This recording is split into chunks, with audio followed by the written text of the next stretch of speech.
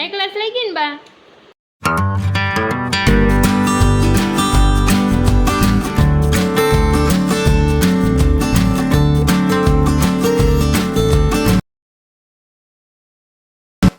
કેમ છો બધા મજામાં જશો? તો આજે આપણે લઈ આવ્યા છીએ મસ્ત મજાનો શેનો પ્રોગ્રામ છે, તો પ્રોગ્રામમાં જોડિયા રહેજો.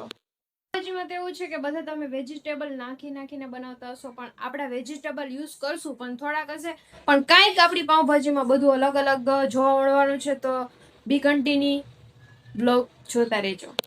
ભાઈને ઉતારી લીધા છે અને હવે આપણે પહેલા તો કુકરની અંદર પાણી એડ કરી લઈએ. તો ચાલો આ બધું હવે ફટાફટ હું બાફા નાખી દઉં અને ફરીથી મારે જે અડધો મસાલો તૈયાર થયો છે તો બફાઈ જાય ત્યાં સુધીમાં આપણે વઘાર મારવાનો બધું મસ્ત મજાનો મસાલો તૈયાર કરી લઈએ.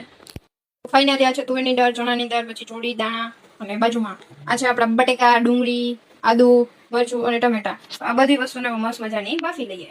તો ફાઈનલી આપણું પાણી ગરમ થઈ ગયું છે. હવે આપણે કરશું મીઠું એડ, હવે થોડી કરશું હળદર એડ, હવે કરશું થોડું તેલ એડ. તો ફાઇનલી આ બધો મસાલો આપણે બફાને આમાં એડ અંદર કરી લેવાનું. આપણે બધું હળદર ને મીઠું ને તેલ બધું મિક્સ થઈ ગયું છે. તો ચાલો એક પછી નાના પેલા એડ કરીશું. હવે વસ્તુ ડાયરેક્ટ એડ કરી દેવાની. ઓકે, હવે આપણે બધા વેજીટેબલ એડ કરવાના છે. તો વેજીટેબલ એડ કરી દઈશું. તો હવે ફાઇનલી આપણે કુકર કરી દઈશું બંધ. તો હવે 3 સીટી થઈ ગયા પછી આપણે કુકરને કરશું ઓપન. તો ચાલો હવે આપણે બનાવી લેશું ગ્રેવી માટેનો મસાલો. ટમેટાને કટિંગ કરીને મશીનમાં નાખી દીધા. તો ફાઇનલી હવે આપણો જો ટમેટાનો મસ્ત મજાનો બ્રેક ડાન્સ ચાલુ થઈ ગયો છે. ચાલો એન્ડ સુધી બન્યા રહીશું. ફાઇનલી આપણો જો ટમેટાનો સોસ રેડી થઈ ગયો. હવે કરશું વાટકામાં એડ. તો જોઈ શકો છો. તો ફાઇનલી જો ડુંગળીના પટકા થઈએ તે પણ હવે બ્રેક ડાન્સમાં જવાનું. તો બ્રેક ડાન્સ કરવા માંડ્યું છે. અને ફાઇનલી એક મારો પ્રશ્ન છે કે ડુંગળીને હિન્દીમાં શું કહેવાય એ મને ખાસ કરીને કોમેન્ટ બોક્સની અંદર જણાવો. આપણું બ્રેક ડાન્સ હોય તો કહો. તો ફાઇનલી બ્રેક ડાન્સ પૂરું થઈ ગયું. જોઈ લો. પછી આદુ નાખશું, હવે લેશું મરચું. હવે આમ કરીને ખાંડી નાખશું. ફાઇનલી આપણી આદુ મરચા નાખી અને આપણી પેસ્ટ જો તીખી મસ્ત રેડી થઈ ગઈ છે. શકો છો આ 3 વસ્તુ રેડી થઈ ગઈ છે. જો આને ક્રશ કરવાનું છે. ફાઇનલી આપણું તેલ ગરમ થઈ ગયું છે. હવે જો આ બધો મસાલો એડ કરવાનો છે, જોઈ શકો એડ કરી દઈએ. મસાલો થઈ ગયો. હવે આદુ મરચાની આપણે પેસ્ટ નાખી. હવે આપણે મીઠો લીમડો એડ કરશું.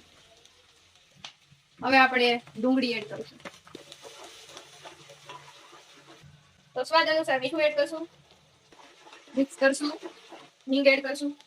થોડી હળદર એડ કરશું. ખાંડ નાખશું. હવે આપણે બધા વેજીટેબલની ભાજીનો મસાલો એડ કરશું. ત્યાર પછી મિક્સ કરશું. આ છે પાવભાજીનો મસાલો. આ ચટણી છે એમાં આપણે મસાલાને એડ કરશું. હવે એમાં પાણી એડ કરશું. પછી મિક્સ કરશું. હવે આપણે આમાં એડ કરી દઈશું. ફરી મિક્સ.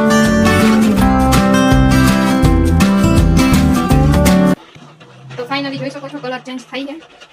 ટમેટાની ગ્રેવી લાસ્ટમાં એડ કરવાની છે.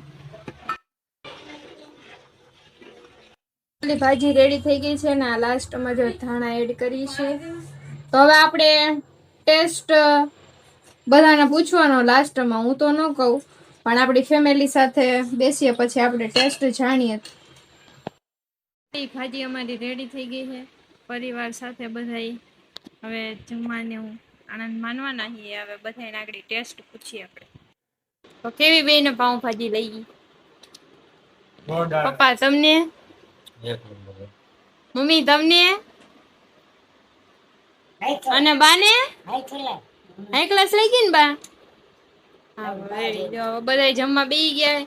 તો ચાલો બ્લોગને અહીંયા જ એન્ડ કરું છું અને હવે અમે જમી લે. Bye bye.